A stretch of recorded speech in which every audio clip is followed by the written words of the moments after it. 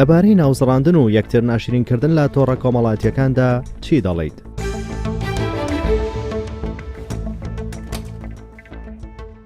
سەبات بە تۆڕە کۆمەڵایەتیەکان لە سەرەتادا کە دروست کراوە بۆ ئەوەی کە سوودێ وگەێنێ، نەک بۆ ناشرینکردن و ناوزڕاندنی یەکتر. بەڵام لە کوردستانی خۆمان بەداخەوە کە دەڵێن بەداخەوە لەلایەن چەند نەفەرێکەوە بە ناشرینکردن و ناوزڕاندن و ئابڕووبردننی چەند کەسانێک بەکاردی بە تایبەت ناتوانم بڵێن بە 100% لەبەرەوەی شەخصیشمان هەیە زۆر بە چاکە بەکاری دێنێ، بۆ سوودی تایبەت خۆی بەکاری دێنێ، شخصمانێ بۆ خراپ بەکاری دێنێ. بەداخەوە خەڵکی ئێمە بە باشی تۆڕە کۆمەڵایەتیەکان بەکار ناهێنن. بۆ نمونە فەیسبوک بەکاردێنن بۆ خراپکردنی ئافرەتی خەڵکی، بۆ ناشرینکردنی ئافرەتی خەڵکی. ئەو مەسلەی زۆرتر لەناو ئافرەتان بەوە، یعنی پیا و بەرامبەر ئافرەت.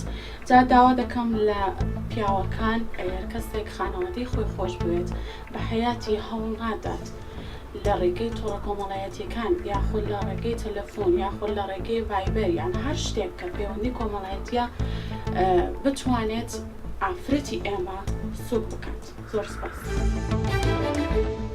سعيد إبراهيم سعيد خلقي دهوكيما براستي بالنسبة توري كومالاتي حاليا خلقيما قالك جون نوب كورينيتن هريك يعني ديف زوق خوب كوردينيتن كم أبديت هادينا دانان كم مروف فايدة جبينيت و بتر يعني مروف فايدة جبينيت نمقردي تشهير يقولوا بكتنو أنجي يعني تشتت نجوم بهنا بلاف كلم تدا یا درست اوه که مروف تشتی جان یعنی تدا بین تخاره و فایده جیب بینیدن. سپاس.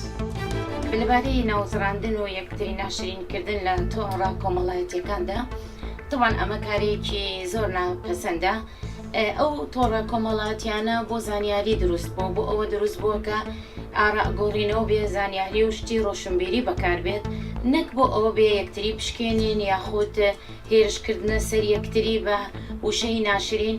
بۆیە ئەتوانین لەم بەرنامەیەوە داوا لە گەنجەکان ئەەکەین، لەو تازە پێگەیشتوەکان ئەەکەین کە ئەم تۆڕە کۆمەڵایەتیانە زانیاری خۆیانی پێ زیاد بکەن.